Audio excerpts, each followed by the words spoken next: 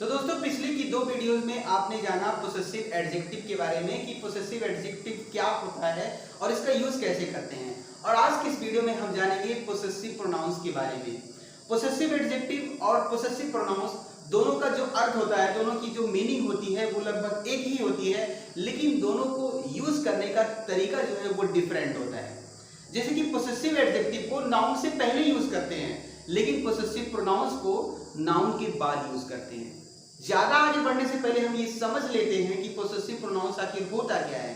Possessive pronounce personal pronouns के बारे में आप लोगों ने पढ़ा ही होगा, ठीक है। ऐसे प्रोनाउंस जो कि पर्सन के लिए यूज किए जाते हैं वो पर्सनल प्रोनाउन होते हैं, जैसे आई, यू, ही, शी, इट, दे, ठीक है। ये सब क्या है? पर्सनल प्रोनाउन है। तो पर्सनल प्रोनाउन का पोसेसिव एडजेक्टिव जो होगा, अधिकार प्रकट करने वाला जो शब्द होता है वो my, our, your, his, her, their, its, यही होता है। यानी अगर सब्जेक्ट आई होगा तो उसके लिए पोसेसिव एडजेक्टिव अधिकार प्रकट करने वाले शब्द माई का यूज करेंगे और उसी के लिए पोसेसिव प्रोनाउंस माइन होता है, ठीक है। अब इन दोनों में डिफरेंस क्या है? इन दोनों में डिफरेंस ये है कि अगर कहा जाए यह मेरी किताब है तो उसका जो ट्रांसलेशन होगा दिस इज माई बुक, यानी बुक से पहले माई का यूज करेंगे।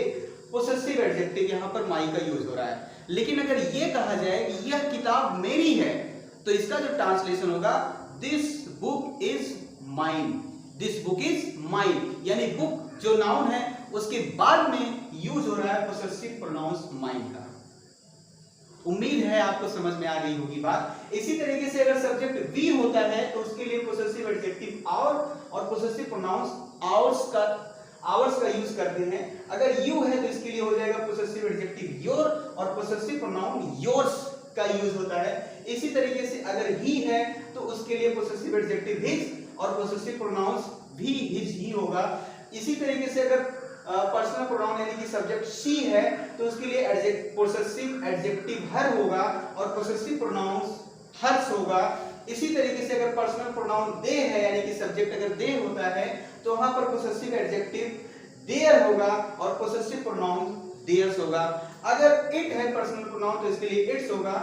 पोसेसिव एडजेक्टिव और पोसेसिव प्रोनाउंस इसमें नहीं होता है, इट में नहीं होता है, ठीक है। बेहतर जानकारी के लिए इन सेंटेंस का ट्रांसलेशन करके देखते हैं। देखिए, यह थैला मेरा है, यह थैला मेरा है, बहुत ही आसानी से ट्रांसलेट कर सकते हैं। यह थैला, इसका ट्रांसलेशन हो जाएगा दिस बैग, ये हो गया सब्जेक्ट। उसके बाद इज, ये है वर्ब, सिंपल प्रेजेंट टेंस का। मेरा, mine, this bag is mine, यह थैला मेरा है। इसी तरीके से यह गाय तुम लोगों की है, यह गाय तुम लोगों की है, तो यह गाय इसकी इंग्लिश हो जाएगी दिस काउ इज, मिस है तुम लोगों की, मिस तुम्हारी, मिस योर्स, ठीक है, तुम लोगों की, योर्स। यहां पर योर नहीं लिख सकते पोसेसिव एडजेक्टिव। अगर योर लिखना होगा तो ऐसे लिखना पड़ेगा, यह तुम्हारी गाय, यह तुम लोगों की गाय है, तो ये हो जाता फिर दिस इज योर काउ। लेकिन यहां पर कहा जा रहा है यह गाय तुम्हारी है, ठीक है, तो दिस काउ इज योर्स, मतलब तुम्हारी की इंग्लिश योर्स, जो पोसेसिव प्रोनाउन है उसको बाद में लिखेंगे, नाउन के बाद में लिखेंगे। इसी तरीके से यह घड़ी उसकी है तो ये हो जाएगा दिस वॉच, यह घड़ी इज है उसकी, हिज, ठीक है, क्योंकि हिज के लिए पोसेसिव प्रोनाउंस भी हिज ही होता है। और यह खेत आप लोगों का है, यह खेत, तो ये हो जाएगा दिस फर्म, फर्म इज खेत, इज है, ओ होगा, सिंपल फ्यूचर टेंस, तो ये हो जाएगा विल बी,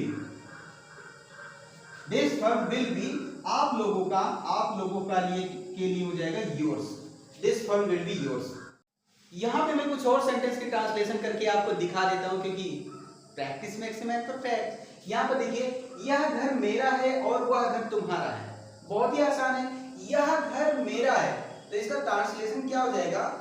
यह घर, दिस हाउस इज है मेरा, mine, this house is mine, यह घर मेरा है और वह घर तुम्हारा है, एंड दैट इज योर्स, और वह घर तुम्हारा है। अब यहां पर देखिए, वह घर, दैट के बाद मैंने हाउस नहीं लिखा है, सीधे लिख दिया इज योर्स, मतलब वह तुम्हारा है। यह घर मेरा है और वह तुम्हारा है, यानी कि वह घर तुम्हारा है। कहने का मतलब ये है अगर एक बार हाउस लिख दिया गया है तो दोबारा से हाउस लिखने की जरूरत नहीं है। अगर हम दैट लिख देते तो इसका मतलब दैट हाउस ही हो गया। ठीक है, चाहे तो आप लिख सकते हैं दैट हाउस इज योर्स, लेकिन उसका कोई मतलब नहीं होगा। इससे भी वही मतलब निकल रहा है, दिस हाउस इज माइन, यह घर मेरा है, एंड दैट इज योर्स, और वह तुम्हारा है, यानी कि वह घर तुम्हारा है। ठीक है, अगला सेंटेंस देखिए, यह किताब उसकी थी और वह किताब मेरी थी। तो इसका जो ट्रांसलेशन हो जाएगा, यह किताब यानी कि दिस बुक उसकी थी, वाज थी, सिंपल पास्ट टेंस, हिज उसकी। ठीक है, दिस बुक वाज हिज, यह बुक उसकी थी, मतलब यह किताब उसकी थी, एंड वह किताब यानी कि दैट वाज माइन, मेरी, वह मेरी थी, यानी कि वह किताब मेरी थी। बिल्कुल सेम टाइप से पहले वाले सेंटेंस की तरीके से है, दिस बुक वाज हिज, यह किताब उसकी थी, एंड दैट वाज माइन, और वह मेरी थी, यानी कि वह किताब मेरी थी। ठीक है, दैट मतलब दैट बुक ही हो गया, अंडरस्टूड है। इसी तरीके से उसकी गाय घर में सुरक्षित है जबकि तुम्हारी गाय गायब थी। यहां पर पोसेसिव एडजेक्टिव का यूज होगा क्योंकि उसकी गाय लिखा गया है ना, गाय उसकी है या गाय उसकी, ऐसा कुछ नहीं, उसकी गाय। तो कहने का मतलब ये है, यहां पर लिखना पड़ेगा हमें हिज काउ। तो हिज जो है ये हो गया पोसेसिव एडजेक्टिव। हिज काउ घर में सुरक्षित है, is safe, his cow is safe, घर में, in the house. Okay, his cow is safe in the house जबकि तुम्हारी गाय गायब थी। जबकि, वाइल, तुम्हारी गाय, योर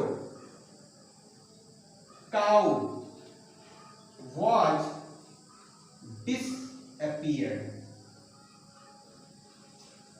ठीक है, अब यहां पर देखिए, his cow is safe in the house, यहां तक तो ठीक है, यहां तो कोई दिक्कत नहीं, इसमें हम कोई छेड़छाड़ भी नहीं कर सकते।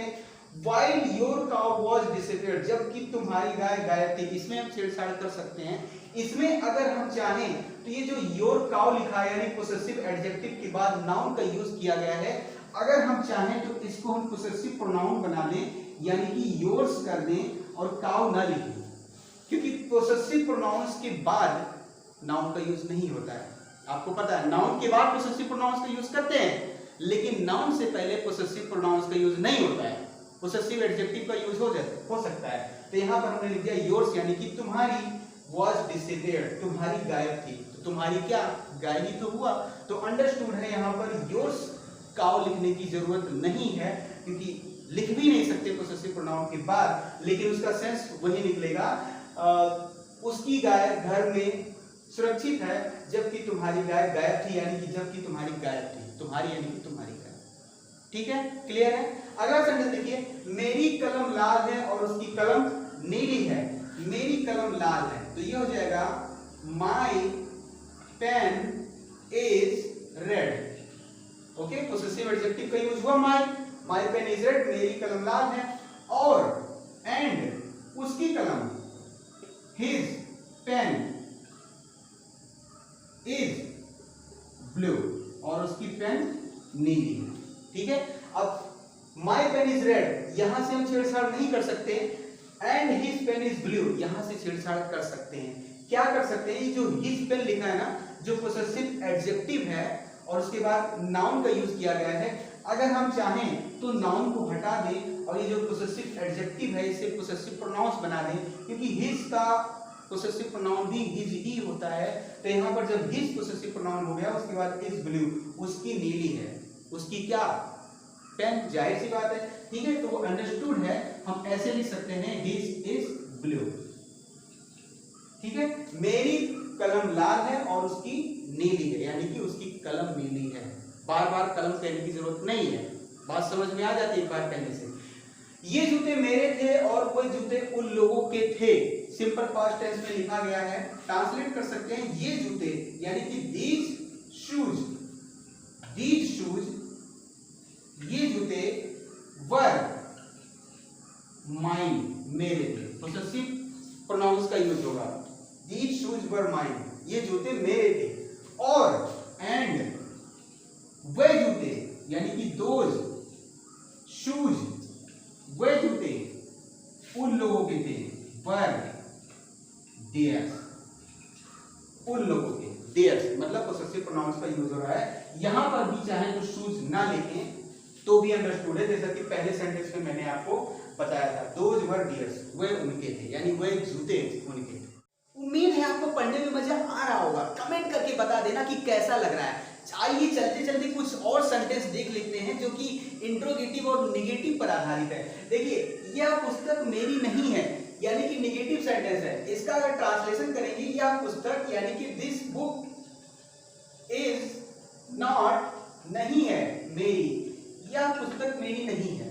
ठीक है, बिल्कुल वही चीज, इज एम आर जो भी आएगा उसके बाद नॉट लगा देना है। This book is not mine, ये हो गया अपना पोसेसिव प्रोनाउन। इसी तरीके से यह कलम तुम्हारी नहीं थी, ये हो गया हमारा सिंपल पास्ट टेंस। तो यह कलम, दिस पेन वाज नॉट, नहीं थी तुम्हारी, yours, this pen was not yours, यह पेन तुम्हारी नहीं थी। योर्स क्या हो गया, वही अपना पोसेसिव प्रोनाउन। इसी तरीके से वह कमीज उसकी नहीं होगी, simple future tense, negative sentence में क्या हो जाएगा, वह कमीज, that shirt will not be, उसकी के लिए क्या हो जाएगा, हिज। ठीक है, will be simple future tense का होता है वर्ब, लेकिन अगर नेगेटिव बनाएंगे तो विल बी के बीच में नॉट को लगा देना है, विल नॉट बी हिज।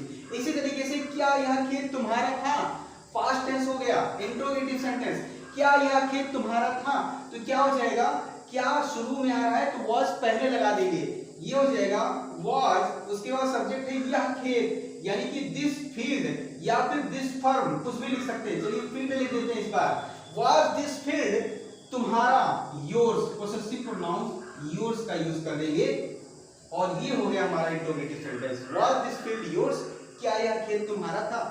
अगला सेंटेंस देखिए, क्या तुम्हारा घर साफ था जबकि उसका घर गंदा था। तो इसका जब ट्रांसलेशन करेंगे, क्या तुम्हारा घर साफ था, सिंपल पास्ट टेंस है, क्या पहले आ रहा है तो वाज पहले लगा देंगे, वाज, उसके बाद तुम्हारा घर, पोसेसिव एडजेक्टिव यहां पर यूज होगा, तुम्हारा घर, your house was, your house साफ था, clean, was your house clean. जबकि के लिए यूज करेंगे व्हाइल, उसका घर गंदा था, उसका घर यानी कि हिज, और house was dirty, question mark. ठीक है, while his house was dirty. यहां पर क्या कर सकते हैं, व्हाइल हिज वाज डर्टी भी कर सकते हैं, क्योंकि पोसेसिव प्रोनाउंस के बाद नाउन का यूज नहीं करते। अगर हम हिज को ये मान के चले कि ये पोसेसिव एडजेक्टिव हमने लिखा है, क्योंकि हिज पोसेसिव एडजेक्टिव भी होता है और हिज पोसेसिव प्रोनाउन भी होता है, तो अगर ये मान के चले कि पोसेसिव एडजेक्टिव हमने रखा है तो उसके बाद हाउस लिख सकते हैं। लेकिन अगर ये माने कि हमने पोसेसिव प्रोनाउन यूज किया तो उसके बाद नाउन नहीं लिखा जाएगा, हिज के बाद सीधे वाज और उसके बाद डर्टी। जबकि उसका घर गंदा था, हिज वाज डर्टी, उसका क्या, उसका घर, क्योंकि घर की ही बात हो रही है इस पूरे सेंटेंस में। तो उम्मीद है पोसेसिव प्रोनाउंस आपको बहुत ही अच्छे तरीके से समझ में आ गया होगा। कमेंट करके जरूर बताइए कि आपको समझ में आया क्या।